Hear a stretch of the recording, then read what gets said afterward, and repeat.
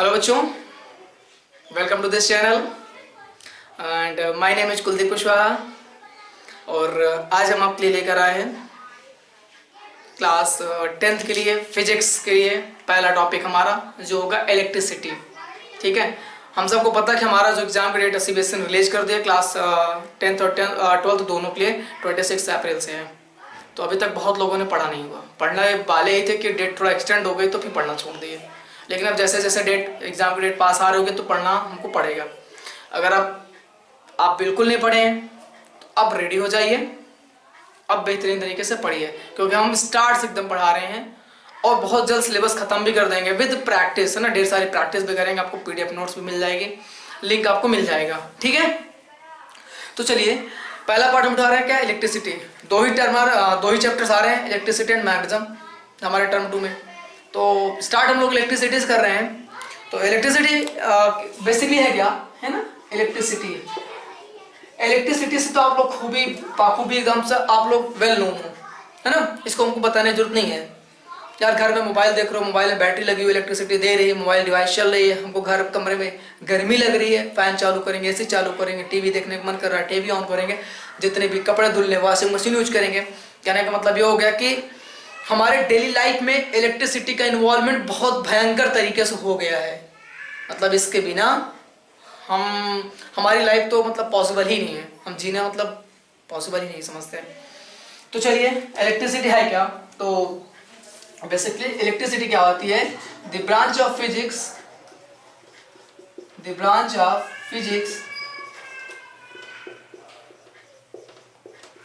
in which we study about the charge,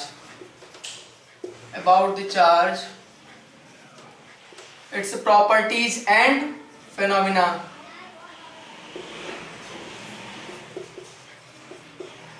Its properties and its phenomenon, right?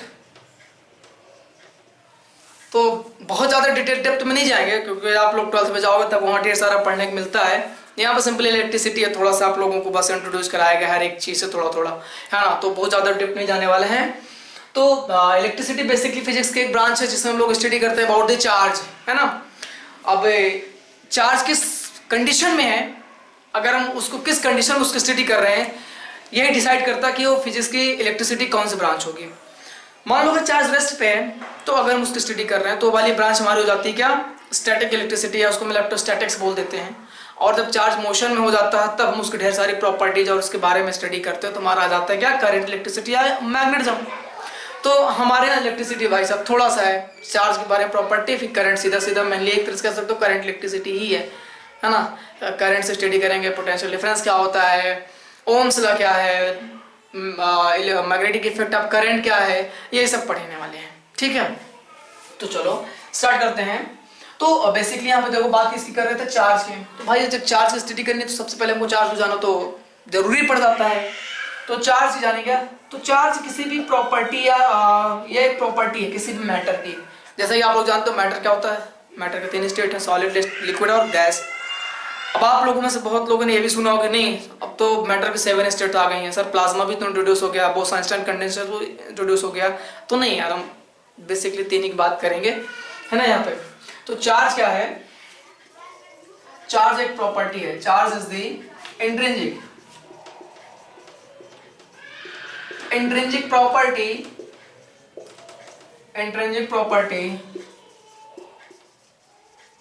Of the matter due to which it shows electrical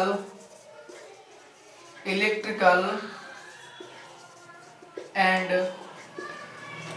magnetic effect। मतलब charge ही है जिसके कारण कोई भी matter electrical या magnetic effect को show करता है। इंट्रिंसिक का मतलब होता है ऑलरेडी इसके पास है, अंतर्निहित इसकी हिंदी में मीनिंग होती है। ठीक है, जैसे कि 2 चार्ज पार्टिकल कहीं पे रखे हुए हैं, है ना, तो ये एक दूसरे को या तो अट्रैक्ट करेंगे या तो फिर रिपेल करेंगे। ठीक है, आप लोगों ने ऐसा बहुत से देखा होगा। ठीक है, जैसे हम इसकी बात करें, हमारे पास एक कॉम्ब है, कंघी जिसे बोलते हैं, बाद में रब्ड करें, अगर उसको हम कागज छोटे छोटे टुकड़ों के पास ले जाओ तो क्या होता है, वो कागज छोटे टुकड़ों क्या कर लेता है, अपनी तरफ अट्रैक्ट कर लेता है ना। तो ये किसके कारण हुआ, ये चार्ज के कारण हुआ। मीन्स जब आप कंघी को अपने बालों में रब कर रहे थे तो उसके पास एक प्रॉपर्टी आ गई, है ना, इलेक्ट्रिक प्रॉपर्टी आ गई। मतलब कहने का मतलब कंघी के पास एक चार्ज आ गया, और ये चार्ज क्या कर रहा है, कागज छोटे छोटे, वो भी तो एक दूसरा मटेरियल है ना, मैटर ही तो है, उसको क्या कर रहा है, अट्रैक्ट कर रहा है। ठीक है, ऐसे बहुत से एग्जाम्पल है। आप लोगों को पता है जब ठंडी कपड़े में आप उलन कपड़े को शरीर से निकालते हो, उतारते हो, तो चटचटाहट की आवाज आती है, ये भी ड्यू टू चार्ज के कारण ही होता है। ठीक है, तो ये हमारा चार्ज है। अब ये भी कह सकते हैं कि चार्ज के कारण एक ऑब्जेक्ट दूसरा ऑब्जेक्ट पे फोर्स भी लगाता है ना, फोर्स एक्सर्ट करता है। वो फोर्स या तो अट्रैक्टिव हो सकता है या तो फिर रिपल्सिव हो सकता है। आप जैसे कहीं पे एक इलेक्ट्रॉन रख दें, दूसरे इलेक्ट्रॉन इसके पास आ जाते हैं, दोनों क्या करेंगे, एक दूसरे पर रिपल्सिव फोर्स लगाएंगे, मतलब एक दूसरे से दूर जाना चाहेंगे। वहीं अगर एक प्रोटॉन और एक इलेक्ट्रॉन है तो इन दोनों बीच क्या होगा, अट्रैक्शन फोर्स होगा, है ना। इसका मतलब ये हो गया कि चार्ज के अंदर प्रॉपर्टी बहुत सी होती है ना, चार्ज के अंदर कुछ प्रॉपर्टी होती हैं। तो उन प्रॉपर्टी में से एक हमारी क्या है, यही है कि सिमिलर चार्ज, है ना। सबसे पहले अच्छा टाइप्स ऑफ चार्ज की बात कर लेते हैं। तो चार्ज बेसिकली 2 टाइप्स के होते हैं। कितने टाइप्स के होते हैं, 2 टाइप्स के होते हैं। चार्ज 2 टाइप्स के होते हैं। पहला क्या होता है, पॉजिटिव चार्ज, पहला हमारा पॉजिटिव चार्ज, और दूसरा हमारा क्या होता है, नेगेटिव चार्ज, नेगेटिव चार्ज। तो positive charge and second one is negative charge. ठीक है, तो पॉजिटिव चार्ज किसके कारण होता है और बॉडी नेगेटिवली चार्ज कब होगी, या उसको नेगेटिव चार्ज कब बोलेंगे कि किसी बॉडी पे नेगेटिव चार्ज है, ऐसा कब बोलेंगे, है ना। तो ये भी एक सवाल है। तो आइए बात करते हैं। बेसिकली अगर आप लोग जानते होंगे तो आपको पता है कि कोई भी मैटर होता है तो उसके पास वो बेसिकली ऐसे न्यूट्रल होती है। कोई भी आइसोलेटेड सिस्टम या बॉडीज हो, जैसे आप आयरन घर में लोहे के दरवाजे भी लगे, तो कोई भी चीज होता है आपको करंट झटका नहीं लगता जब तक उस पर इलेक्ट्रिसिटी बोर्ड से सप्लाई न दे। है तो कंडक्टर, उसके पास ढेर सारे इलेक्ट्रॉन से चार्ज है। तो कहने का मतलब कोई भी एटम्स क्या होता है, न्यूट्रल होता है। न्यूट्रल होने का मतलब उसमें नंबर ऑफ प्रोटॉन्स और न्यूट्रॉन्स क्या होते हैं, इक्वल होते हैं। क्या होते हैं, इक्वल होते हैं। ठीक है, तो पॉजिटिव चार्ज कब उस पर आएगा, नेगेटिव चार्ज कब आएगा, तो ये डिपेंड करता है उस पर नंबर ऑफ इलेक्ट्रॉन्स और प्रोटॉन्स की अवेलेबिलिटी पे।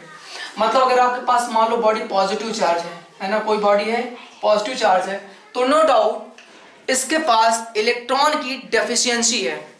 क्या है, इलेक्ट्रॉन की डेफिशिएंसी, मतलब इसके पास इलेक्ट्रॉन की कमी है।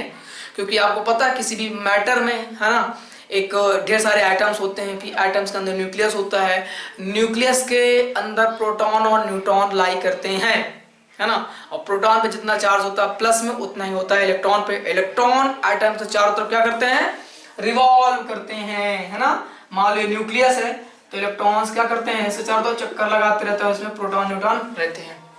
तो अगर इसे पॉजिटिव चार्ज आया तो प्रोटॉन पे तो पॉजिटिव चार्ज होता है, इसका मतलब ये नहीं है कि इस पे पॉजिटिव चार्ज बढ़ गया, किसी बॉडी पे पॉजिटिव चार्ज ज्यादा आ गया।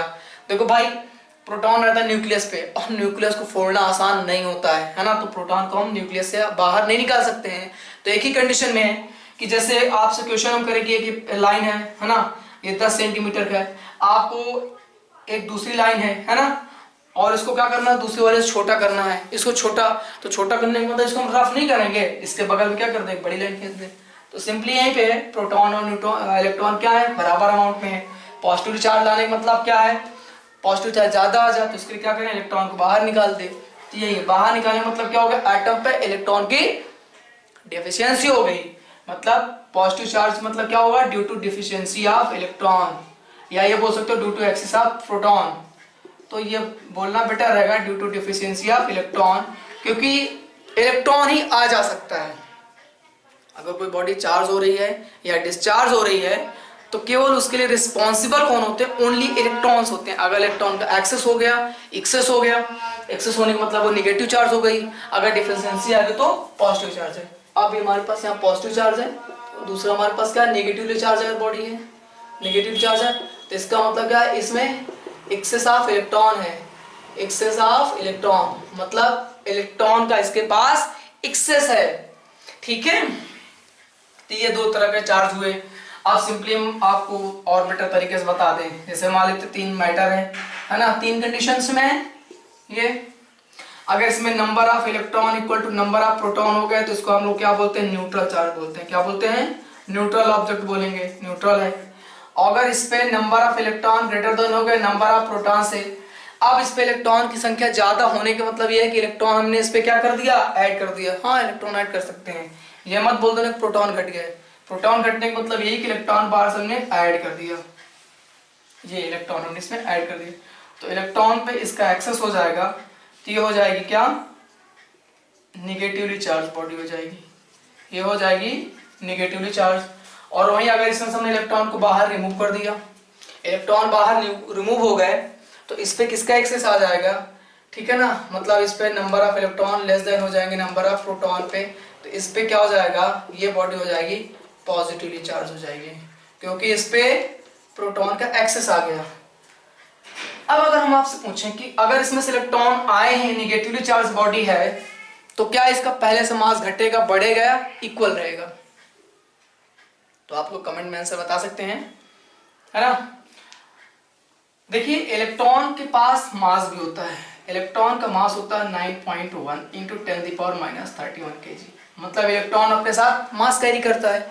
जाहिर सी बात है किसी बॉडी में अगर इलेक्ट्रॉन जाएगा तो वो अपना मास भी तो ले जाएगा भाई, इसका मास तो बढ़ेगा ना। हाँ तो इसका क्या हो जाएगा, मास इंक्रीज कर जाएगा, ये मतलब मास, अगर एक बॉडी पहले न्यूट्रल थी या पॉजिटिवली चार्ज थी, अचानक वो न्यूट्रल हो जाए, वो सॉरी निगेटिवली हो जाए, निगेटिवली भाई तभी होगी जब आप उस पर इलेक्ट्रॉन ज्यादा ऐड करोगे। इलेक्ट्रॉन ऐड होने का मतलब ही यही हो गया कि उसका मास भी बढ़ गया, क्योंकि इलेक्ट्रॉन के पास उसका मास होता है, तो इसका मास बढ़ जाएगा निगेटिव, वहीं पॉजिटिव चार्ज से क्या हो जाएगा, मास डिक्रीज कर जाएगा। अगर कोई बॉडी पॉजिटिवली चार्ज बना दी जाती है न्यूट्रल से, तो इसका मतलब उसका मास रिड्यूस हो जाएगा, कितने से, जितने इलेक्ट्रॉन जाएंगे। एक इलेक्ट्रॉन का मास यह होता है 9.1 इंटू 10⁻³ kg, तो अगर 10 इलेक्ट्रॉन है, 20 इलेक्ट्रॉन है, 1000 इलेक्ट्रॉन है, 10⁵ इलेक्ट्रॉन, जितने इलेक्ट्रॉन निकलेंगे उसमें एक इलेक्ट्रॉन के मास से हम क्या कर देंगे, मल्टीप्लाई कर देंगे, ठीक है। तो इसको आप लोगों ने नोट कर लिया होगा, तो ध्यान से प्रॉपर्टी पढ़ते जाना, क्योंकि कभी कभी अगर आपको बोर्ड ही नहीं देना, अगर आपको एनटीएससी एग्जाम भी देना है, ओलंपियाड देना, समथिंग कॉम्पिटिटिव एग्जाम देना है, तो आई टेक गारंटी कि ये लेक्चर आपके लिए बहुत यूजफुल होगा, ठीक है ना। तो लेक्चर को ध्यान से देखिएगा और अंत तक जरूर देखिए, ठीक है ना। अब बात आती है क्या, कुछ इसके प्रॉपर्टी की बात कर लिया जाए, इसकी कुछ प्रॉपर्टीज भी तो होंगी, और प्रॉपर्टीज जरूर पूछता है, ठीक है ना। कभी कभी एग्जाम में ऑब्जेक्टिव क्वेश्चन आ जाते हैं और आप लोग नहीं सॉल्व होता क्या, तो बुक से बाहर से आए, बट वो कॉन्सेप्ट उसमें रहता है ना। एनसीईआरटी तो पढ़ना सिखाती है, सारे कॉन्सेप्ट जरूरी नहीं कि एनसीईआरटी में अवेलेबल है। तो प्रॉपर्टीज अगर चार्ज की बात हम करेंगे,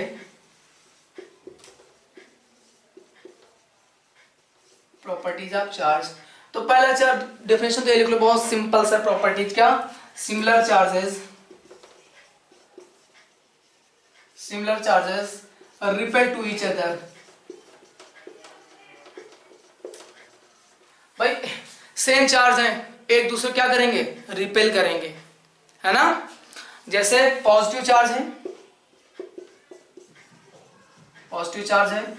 दूसरा इसके बगल पॉजिटिव चार्ज आ गया, तो दोनों क्या करेंगे, एक दूसरे से दूर भागने चाहेंगे, है ना कभी। और अगर ये निगेटिव चार्ज है तो ये भी क्या होंगे, दूर भागने चाहेंगे। बट एक पॉजिटिव है और एक निगेटिव है, तो इन दोनों में क्या होगा, अट्रैक्शन, ठीक है, क्या होगा, अट्रैक्शन होगा। अट्रैक्शन हमेशा दो अपोजिट जेंडर में ही होता है, सेम जेंडर में नहीं है। सिमिलरली यहाँ भी है, ये अगर सेम नेचर है, ठीक है ना, ये सेम नेचर मतलब पॉजिटिव दोनों सेम जेंडर है, देयर इज नो अट्रैक्शन। तो अट्रैक्शन कब होगा, जब अपोजिट नेचर के चार्ज रहेंगे, ठीक है। तो पहली प्रॉपर्टी तो यही हो गई कि similar charges repel to each other but opposite charges, है ना, but opposite charges attract to each other. आप इसको बना लीजिएगा, बट अपोजिट चार्जेस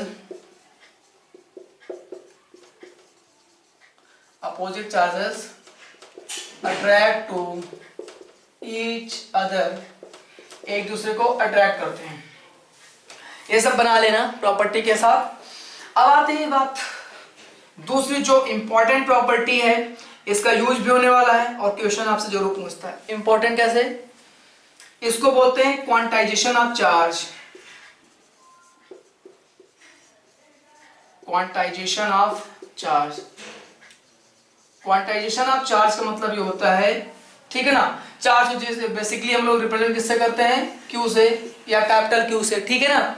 तो जो क्वांटाइजेशन प्रिंसिपल ये कहता है कि किसी भी बॉडी पे अगर चार्ज होगा तो वो इंटीग्रल मल्टीपल होगा किसका, एलिमेंट्री चार्ज ई का, ठीक है। यहाँ पे प्लस माइनस क्योंकि इंटीजर, एन क्या है यहाँ पे, एन बेटा इंटीजर है ना, एन क्या है, इंटीजर है, और ई एलिमेंट्री चार्ज है, इसको एलिमेंट्री चार्ज बोलते हैं, इसको बोलते हैं एलिमेंट्री चार्ज बोलते हैं। और इसकी जो वैल्यू होती है वो होती है -1.6 इंटू 10⁻⁻19 कूलम, ठीक है ना। ये कूलम क्या है, तो कूलम जो है चार्ज की यूनिट है ना, SI unit, SI unit of charge क्या होती है, कूलम होती है, और इसको सी से लिखते हैं या डिनोट करते हैं, ठीक है। तो सीजीएस सिस्टम में बेस की यूनिट्स होती है ना, जैसे आप लोगों को कि भाई फोर्स हो गया उसका एसआई सिस्टम में यूनिट क्या हो गई, न्यूटन हो गया, सीजीएस सिस्टम में उसका डायन हो गया, तो चार्ज की भी होती है। लेकिन चार्ज में एक इंटरेस्टिंग फैक्ट है कि जैसे सभी फिजिकल क्वांटिटी की एक सिस्टम में एक ही यूनिट एग्जिस्ट करती है, तो चार्ज की यहाँ पे 2 यूनिट एग्जिस्ट करती है, किसमें, सीजीएस सिस्टम में। तो जस्ट उसको भी हम बता देता हूँ। तो एसआई यूनिट चार्ज की क्या होती है, कूलम होती है। बट अगर हम बात करें, ठीक है ना, सीजीएस सिस्टम में, इन सीजीएस सिस्टम में, इन सीजीएस सिस्टम में, इस सीजीएस सिस्टम में चार्ज यूनिट क्या होती है, 2 होती है। एक तो होता क्या, ईएमयू, दूसरा होता क्या, ईएसयू, ठीक है, ईएमयू एंड ईएसयू। ईएमयू हम लोग बोलते हैं क्या, इलेक्ट्रो मैग्नेट यूनिट बोलते हैं, या बायोट एम्पियर बोलते हैं, ठीक है ना, और बायोट एम्पियर बोलते हैं, ठीक है ना। और ये कब यूज होती है, जब चार्ज मोशन में होता है तब, when charge is motion, when charge is in motion, तब सीजीएस सिस्टम में ये वाली यूनिट यूज करते हैं। और ईएसयू का इसका बोलते हैं इलेक्ट्रोस्टैट यूनिट, ठीक है। और ये क्या, एट रेस्ट, इसको तब यूज करते हैं जब हमारा चार्ज क्या होता है, रेस्ट पे होता है, when charge is at rest, ठीक है। आप लोग यूनिट भी जान गए, प्रॉपर्टी भी जान गए, जिसको क्वांटाइजेशन बोलते हैं। Q बराबर प्लस माइनस एन, आप खूब जानोगे। इसका मतलब ये हो गया, Q बराबर प्लस माइनस एन का मतलब ये हो गया कि किसी भी बॉडी पे चार्ज ऑलवेज कैसे रहेगा, इंटीग्रल मल्टीपल ऑफ इंटीजर, मतलब ये हो जाएगा 2e 3e, है ना, 10⁵ इलेक्ट्रॉन, ऐसा चार्ज हो सकता है। बट चार्ज आपको कभी ऐसे नहीं मिलेंगे कि एक बॉडी पे 2/3 चार्ज है ना, 2/3 इलेक्ट्रॉन एलिमेंट्री और, ठीक है ना, ये कभी नहीं होगा ऐसा, इट्स नॉट पॉसिबल। 4/5e ऐसे कभी नहीं होगा, 4 फ्रैक्शन हो गई। एलिमेंट्री चार्ज पार्टिकल का ऑलवेज इंटीग्रल मल्टीपल ही होगा जो नंबर आएंगे, ठीक है। इसे बोलते हैं क्वांटाइजेशन प्रॉपर्टी, ठीक है। इसके बाद अगर आप लोगों ने नोट कर लिया हो तो आगे चलते हैं। इसके बाद दूसरी प्रॉपर्टी आती है क्या, कंजर्वेशन ऑफ चार्ज। मतलब किसी भी सिस्टम पे अगर कोई एक ऑब्जेक्ट, कोई बॉडी वो आइसोलेटेड है, आइसोलेटेड मतलब एक दूसरे से अलग है, तो आइसोलेटेड बॉडी पे जो टोटल चार्ज होगा वो कंजर्व होगा, मतलब conservation of charge, conservation of charge ये कह सकते हो, that is charge on an isolated system, isolated system remains conserved or constant। दूसरी लैंग्वेज कर सकते हो, that is charge cannot be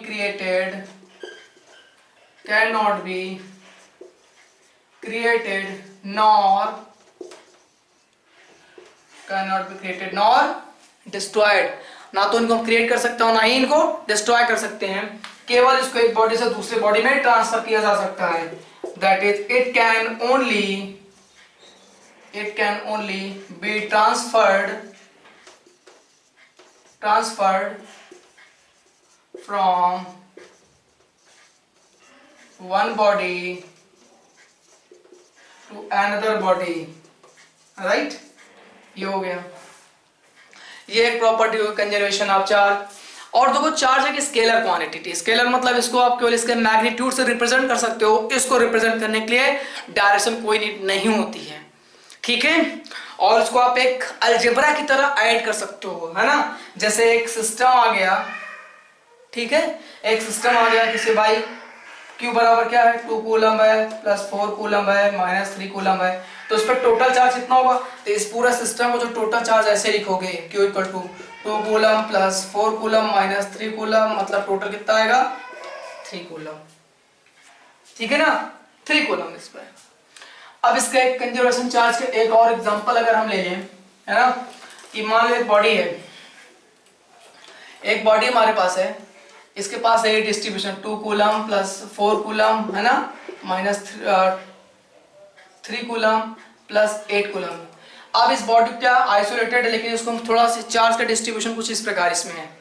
अब इस बॉडी को हम उठा के इधर उधर पटक के कुछ इधर उधर पोजीशन चेंज कर रख दिए, तो जो चार्ज इसमें आया प्लस 2 कूलम प्लस 3 कूलम और प्लस Q, ऐसे हो गया, चार्ज का डिस्ट्रीब्यूशन कुछ इस तरह आ गया।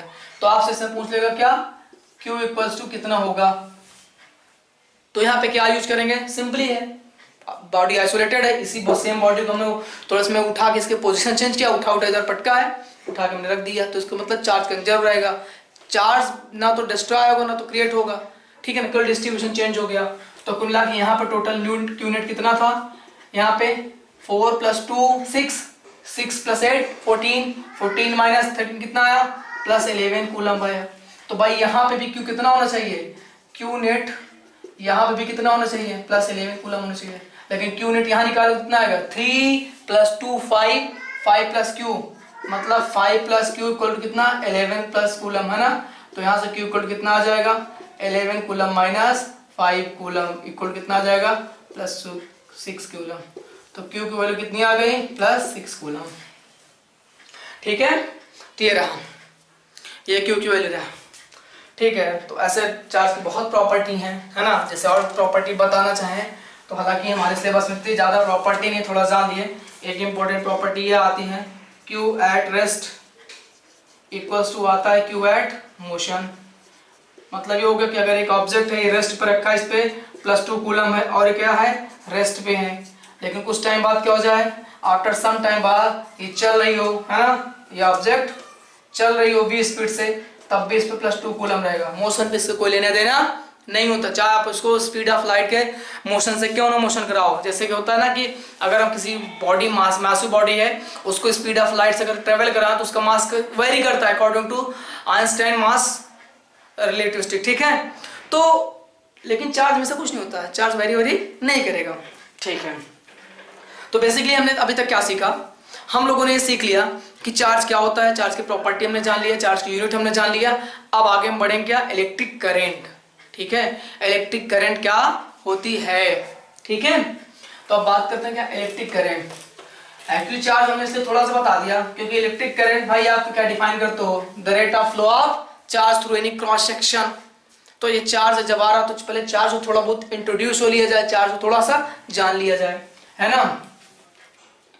तो यहाँ पे अब हम डिफिनेशन लिखेंगे क्या, इलेक्ट्रिक करंट, जो आपकी बुक में ही से दिया रहता है, इलेक्ट्रिक करंट, ठीक है ना, इलेक्ट्रिक करंट। तो इलेक्ट्रिक करंट क्या होता है, इसको डिफाइन करते हैं, it is defined as,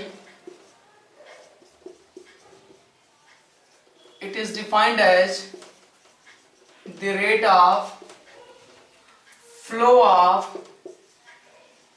charge, the rate of flow of net charge, flow of net charge through any cross section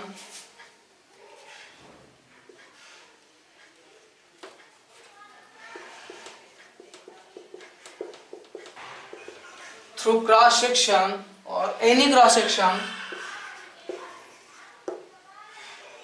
the conductor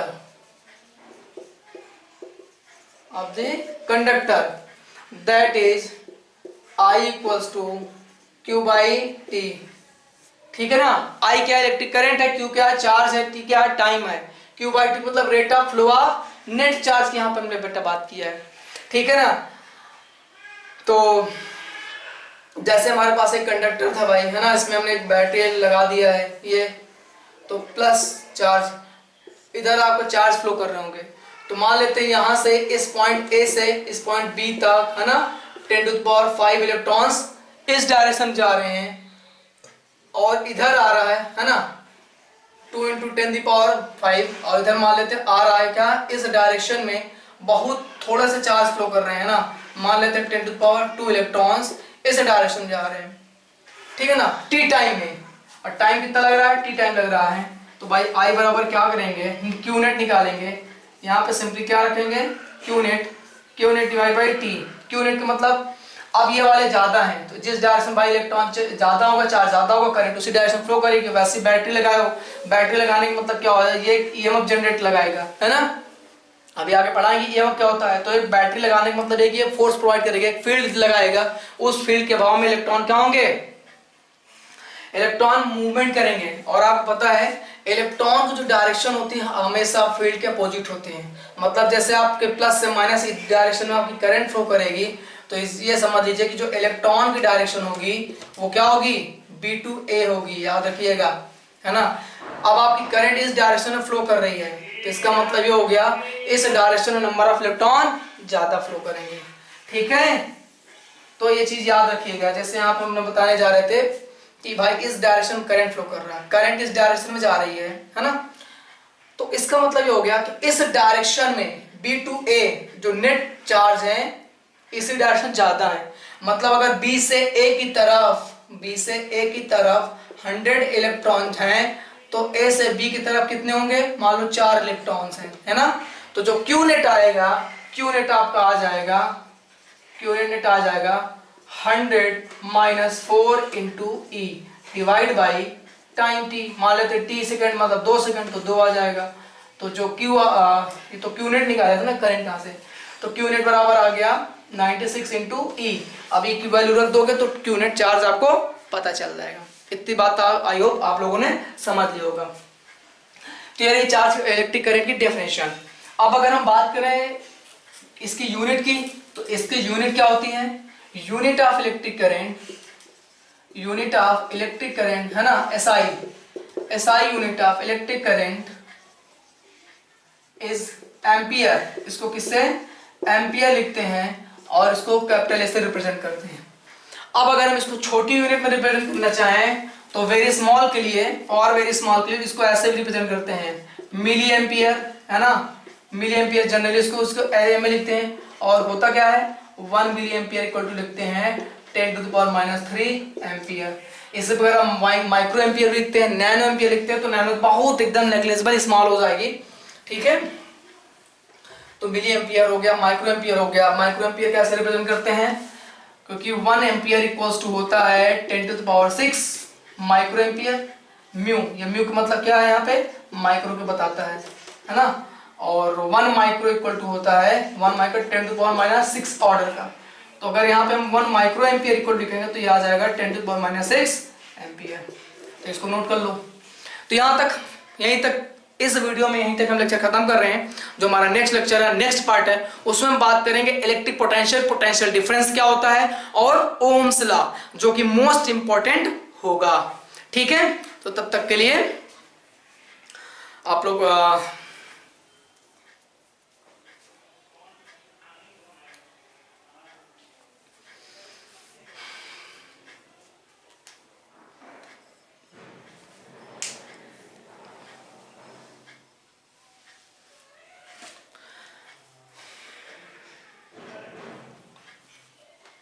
तो मिलते हैं आप नेक्स्ट पार्ट में। अगले पार्ट में हम लोग पढ़ेंगे क्या, electric potential difference and Ohm's law, जो एक मोस्ट इंपॉर्टेंट पार्ट होगा, तो उसके लिए गेट रेडी, ठीक है। मिलते हैं नेक्स्ट पार्ट में, तब तक के लिए बाय बाय।